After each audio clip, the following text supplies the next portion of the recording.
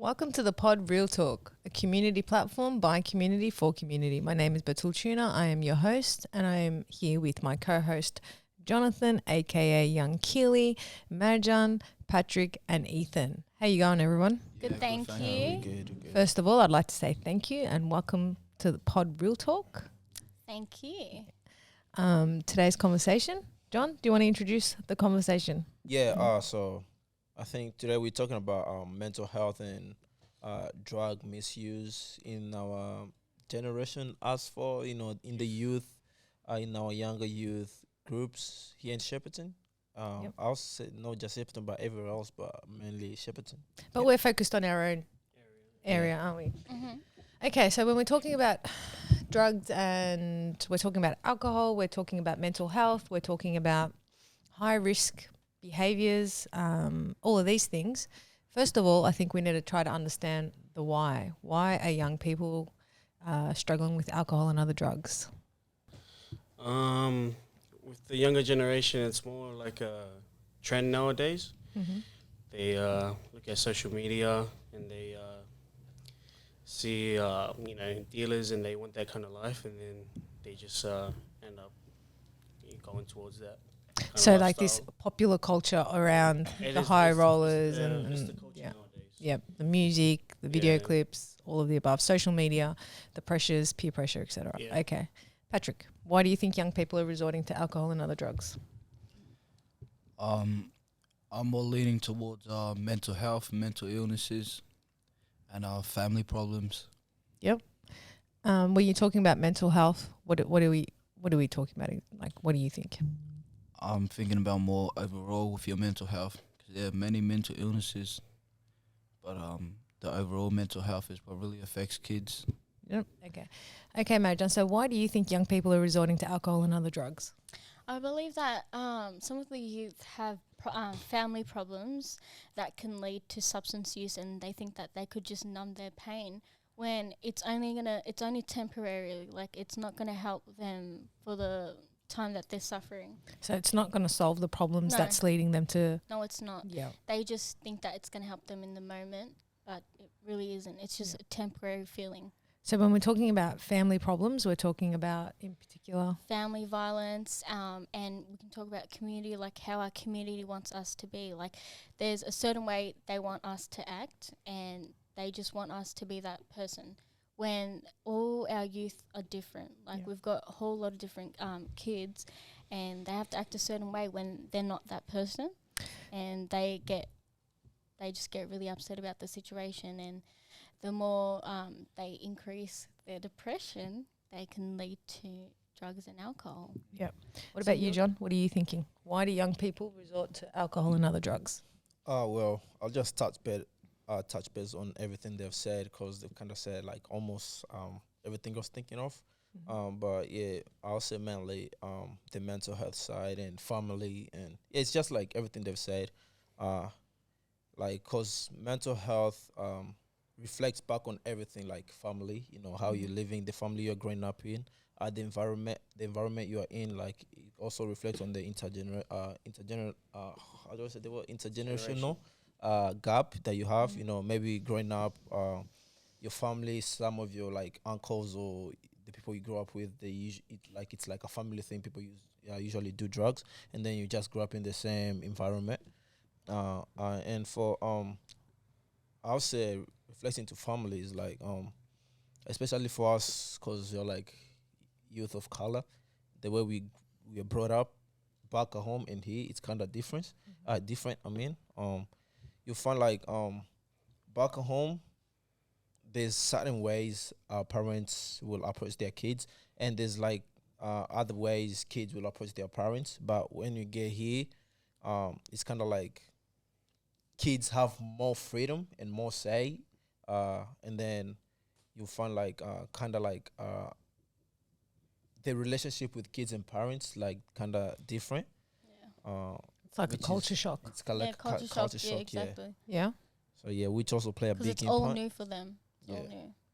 And it's also a culture shock for the parents as well, because they don't know how to parent now. All of a sudden, the way they've been taught to parent has changed. Yeah. And there's already, it's it's since humanity, we know that there's always been that's error in any life that's called adolescence. That's always sort of considered that high risk time for, causing, I guess, I don't know, future education, all of these things. Like that's that era where you struggle a lot with your identity, is that adolescence period. And that's already a difficult, challenging time, even if you're back home and now you've kind of in another country with a different culture, and you're trying to preserve culture and identity for your young people, for your children. And then we struggle, and all of a sudden we're told this isn't how we parent anymore. And then maybe are we talking about that is creating that breakage between the family unit? All of a sudden parenting has been challenged, being the child has been challenged, because you've got, one of you mentioned like the culture, Ethan, you were talking about following the trending culture around, as in music, social media. Yeah. I'm pretty sure there's a word for it. They call it societal expectations. Yep. So obviously the society have a certain way they want you to treat your kids here in Australia than back at home. Yeah. Because to my understanding, any type of discipline can only be verbal to a certain degree, and there's no physical type of discipline. Well, it's distinguishing the difference between abuse versus discipline. Yeah, that's actually true, because in some, like, also some families, I'll speak for, like, in some African families, parents usually, like, this will lead to, like, the mental health side. Parents usually, like, think, disciplining your kids is just beating them, but at the same time, they usually do it to an extent where it turns into abuse, Yep. Sometimes you'll do something wrong and then they'll tell you you're not going to eat for 2 days, or, because let's say you stole some food and that was the only thing you guys are going to eat at night. You know what I mean? For everyone. Yeah, I feel like it's a society change, you know what I mean? Yeah. If they were still back in their home country, things like this is normal. Yeah. It's only because, kids see it different. Like, I could have a similar kid of a different color to mine, and we won't have the same society values. Yeah. Like, I'm all good with getting beat from my parents, instill some fear, instill some lessons. Oh, I'm being serious, you know what I mean? But other kids would just be like, you're getting How old are you, Patrick? 20. 20. and no, but seriously, if you're 14 years old today. Yeah, I just don't love discipline. Yeah. Otherwise, I'd end up like one of those other kids on the street, you know what I mean? So you arrived were you born here? I was born in New Zealand. Yeah. So what age were you when you came to Australia? I came in 2015. So how old were you? Like 14 or 15. Yeah, I was 14. Yeah. So you had some of your like crucial milestone developments as a child, sort of home in New Zealand, where it's a similar culture to the Samoan culture, and then come adolescence, you've sort of come here and you've probably transitioned a bit smoother. What do you reckon the difference would be if you were being raised in Australia as a Samoan? Well, do you think then we would have a culture shock? Like, do you think that would be a bit more challenging? Yeah, it would be more challenging because they got different views over here. We had a real strong like Samoan community back in New Zealand, so there wasn't real much of a culture shock. But there's real diverse here. We were living in Shepparton. I'm just saying it's like the standard. It's the norm back in New Zealand compared to here, where other cultures, like, it would be a culture shock. Yeah, for others here. But we now and Majan and I both are from Turkish community as well. So, and family violence is not exempt from our community for sure. And I guess we now know with all of the research and all of this, it's evidence-based research telling us that physically disciplining your children is harmful to them and their upbringing. Now, when young persons are exposed to families that don't use physical discipline, for example, that's where the culture shock kicks in, because you're there going, well, little Timmy, he doesn't get beat up for not doing the chores. Why am I getting a hiding for example? So young people are questioning more than maybe they did when I was growing up. Yeah. That's where mental health comes into. Yeah. When you've got two different societal changes. So what you usually surround yourself with and then what you're new to. Yeah. And you're just trying to find who you are, really. So we're talking about identity now. Yeah, identity. Because sometimes, like, let's say, for me, I came here when I was almost 18. No, I was 18. And then because the way I was brought up there, like me and my younger siblings who were like 3, 4, 5, we different. The way I see them talking to my parents is the way like I could never talk to my parents until I got to the age of 18. I never talked to my parents the way my 5-year-old younger brother is talking to them right now, because we were raised, we grew up in different places. How do I say? It's pushing our young people out. I think that's what we're trying to talk about here. Yeah? We're saying that our home lives sometimes, because of the confusion, culture shock, the process, the struggles of settlement, employment, finding jobs, putting food on the table, this is pushing our young people out. Yeah. So as parents, we're saying we're trying to provide, and we think that by providing a shelter and food on the table, we're doing parenting. This is what I know to do, though. This is what I've been taught to do, because my father's priority was to feed me and give me clothing and put a roof over my head, So I'm trying to follow through my parents' footsteps, whereas this current generation is hungry for more than just food on the table. Yeah, definitely.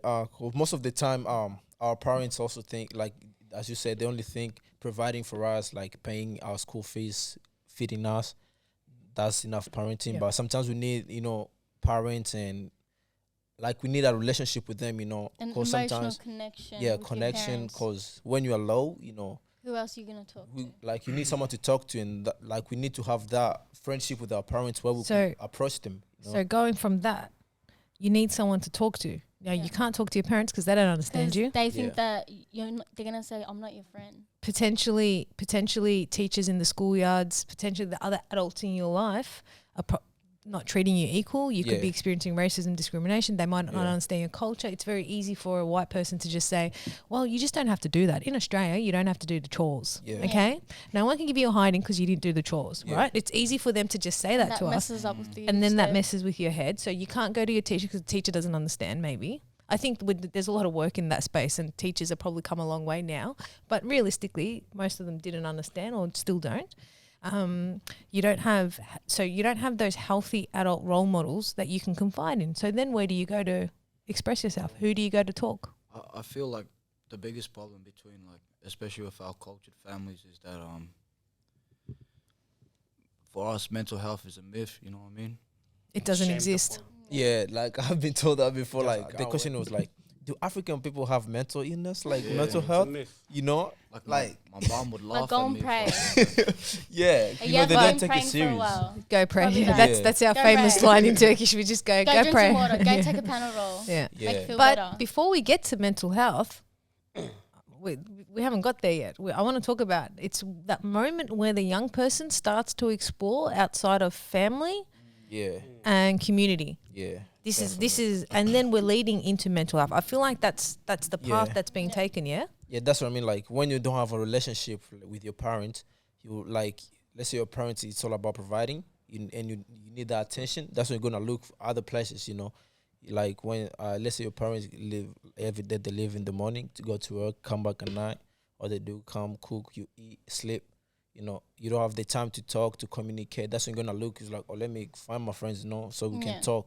And then if you end up in the wrong friend groups, that's when, like, all these drug stuff, drug misuse, alcohol and stuff, because you're trying to have fun at the same time, So to go back to that, you start exploring the outside. You start to find people that are less judgmental, probably less abusive, obviously less, and then you've entered a new cycle, a new circle of friends, correct? Yes. What are you looking for in those friends? Emotional connection. A connection, a sense of belonging. Someone that you can always rely to when you're down, like you can talk to them. So Most of our culture look for freedom. Freedom? Yeah, Freedom is a big problem too. For freedom to be? Freedom to be? To do what you want. To do whatever you want, because, most, like, I'll say the white people, most of them, they might not have a curfew. But for you, like, in our culture, you have to be home at a certain time. It doesn't matter how old you are. Yeah, mate. You have to be home at a certain time. And then when you see all your friends, they're out, and then you don't get that, that's when like Oh, you even know the what? relationships There's a start lot of being there's a lot of affected. white families out there that are very structured, that are Yeah. very curfews, very strict families around homeworks and this and that. Yeah. But you know what the difference is? They aren't struggling with migration and settlement. So the young people are quite probably connected, and the families aren't struggling with the culture clash, for example. So their parenting is probably a lot more balanced because they are part of the Grew system, here, yeah. and the system's designed to service them. They aren't struggling for employment, housing. They aren't struggling for educational outcomes. They are kind of, like I said, the system is created for them. So it's a lot more balance in the family unit where they can work and still provide that emotional connection that their young people, that their children require, right? So our parents have got extra struggles because they have to deal with settlement and migration. Then we get to a point where our young people are exploring out. They've gone out. They are finding a sense of belonging. They are looking for their freedom. And when you say freedom, are we just talking about curfews, or are we talking about the freedom to be who you are? To be Be who you whatever are you want. and try out new things. Try out new things. What were you saying, Ethan? Like to be who you are, because I know like in a lot of communities, especially if your parent has like a high standing in that community, anything that you do or say will be judged. So that's why I know like a lot of other kids, they like go away from prying eyes and hang and out with those people. and most of the time, our parents like they usually put the family honor first. You know, it's like what if someone else do like see you doing this stuff? You know, It's all It comes about back what to the your community parents. is yeah, gonna it's gonna say go back you. to the family. The community gonna say, oh, we didn't educate you enough. You know what I mean? So yeah, it's also about the picture of their own family, no, Yeah. just yours. So now we've also burdened our young people with shame. They have to carry the burden of What they've done family to the honor, family. pride. They Yeah. have to carry the culture. They're already struggling with identity.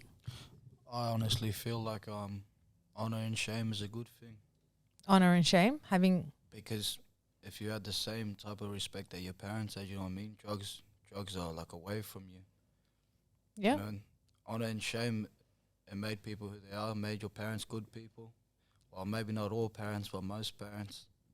Kids will be kids. Kids will be kids, but honor and shame are a good. But we're good talking standard about to those have. years of vulnerability. We're going back to what, 12, 13, 14, right? We want to talk about those years once you start entering that cycle. Once you've hit a certain, once you've had certain experiences and you've hit a certain maturity, you come back to your roots anyway. You always find your way back because that's what's going to feel right. At the end of the day, that's when you're going to be most comfortable in your skin. And when you're talking about seeking freedom and that non-judgment, once you're content with yourself and you love who you are for who you are, that's when you come back to those family values and cultural values that literally make up who you are. Definitely, yeah. But we're talking about those years of when you're confused. How can us as parents make that experience make our children less vulnerable? Like if you're giving me advice, I'm raising 3 teenagers. Give me advice to not make my kids vulnerable. Compromise. Sometimes I'll say a little bit of freedom wouldn't hurt the kid, you know, because they need to go and explore the world as well. But you give them the freedom, but you also you have to tell them, if you do this, this is wrong, this is right, you know. Let them go explore. It's like, because also when they're going out there, they know what they're doing, you know. If you tell them, like, this is wrong, they could do it, but they'll do it knowing this is wrong, you know. Yeah. You got to put trust in your child. Give me advice, boys. And I was just gonna add on to that, like the more you restrict your kid on wanting to do something, The more the they more do that it. they're gonna wanna, Yeah. Yes, Yeah. like It's going to be definitely. inside of Dish them, out. and then when they just take it all out, and it's it just going to, builds up. And that's when Patrick? they do it in secret, which is even worse. when they shouldn't be hiding. Which makes them more vulnerable. Exactly. Yeah. What advice have you got for me, Patrick?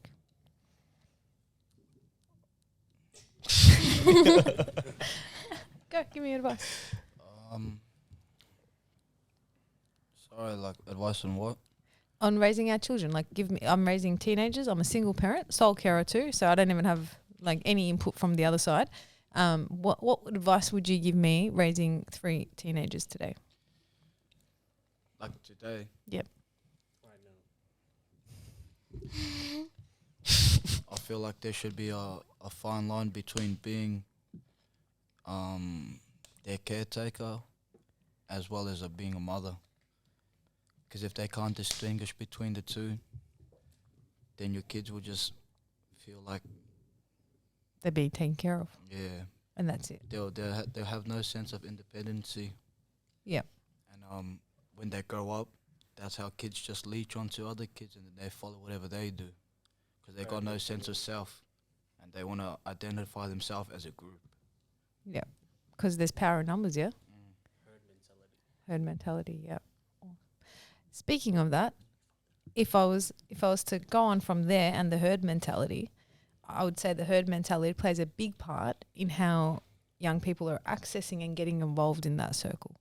You know, how are young people? We understand the why. We can, we all have good. I think we've identified some really strong points about why young people are seeking that circle of friends or that environment, or why alcohol and drugs seem to become an option for them. How it leads to mental health. I think it's fair to say that mental health and alcohol and other drugs are connected with each other. It's either one leads to the other or the other leads to the other, but there's a strong connection. So now I want to know about the how. I got the why, but how do I get into that scene?